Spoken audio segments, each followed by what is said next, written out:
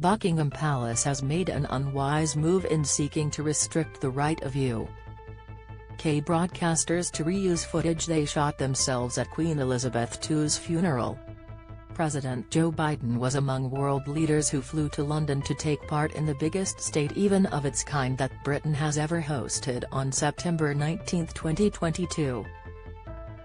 Around 28 million people watched on TVs across Britain, according to the BBC, while Reuters reported 11.4 million watched in America.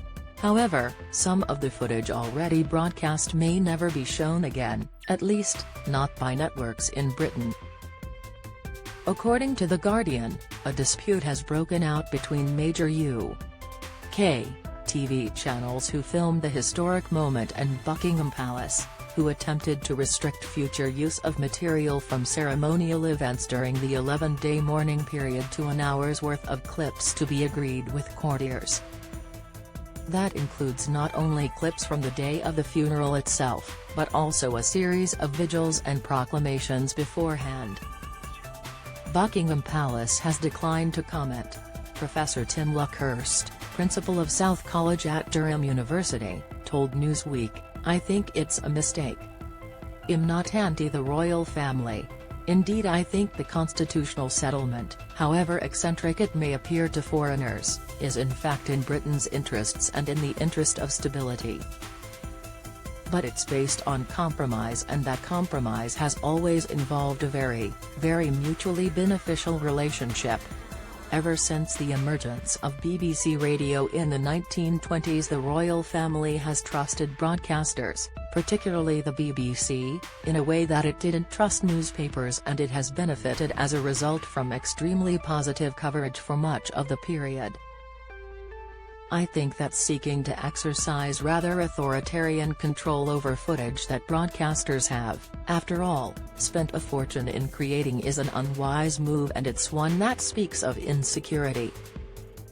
That rather illustrates the extent of the problem. His mother didn't make mistakes in public and as a result didn't have reason to be concerned about how things were depicted."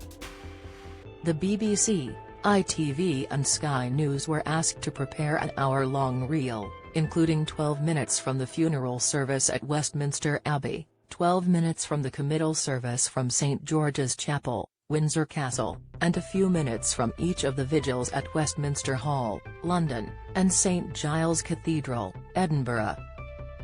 The palace would also have a veto over film from the Accession Council meeting where King Charles III famously became frustrated with a pen left on a too small desk. Remaining footage would then need to be approved on a case-by-case basis by the palace, according to The Guardian's report. Luckhurst added, "If the king is going to lose his temper over a faulty pen, then the lesson really should be don't lose your temper over a faulty pen, not censor the broadcasters for demonstrating that you have done so." Laura Clancy, lecturer at Lancaster University and author of Royal Book Running the Family Firm, told Newsweek, "I think it's pretty bold to try to do it in the age of digital media when everybody was recording, and I don't know how possible that will be. I think it's indicative of perhaps a larger problem of accountability in the media." She added, "I think the issue is those quite cozy relationship between the palace and broadcasters and what that then does to making sure Teresa responsibility and they're held to account and Teresa appropriate critical coverage. I think it's a bigger problem that they have those relationships to be able to do that in 2022.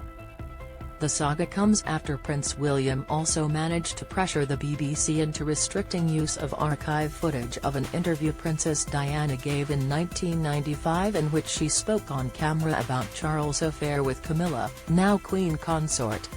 Peter Hunt, a former BBC royal correspondent, wrote on Twitter, "This comes hard on the heels of the BBC agreeing to Prince William's demand to never again broadcast Diana's Panorama interview.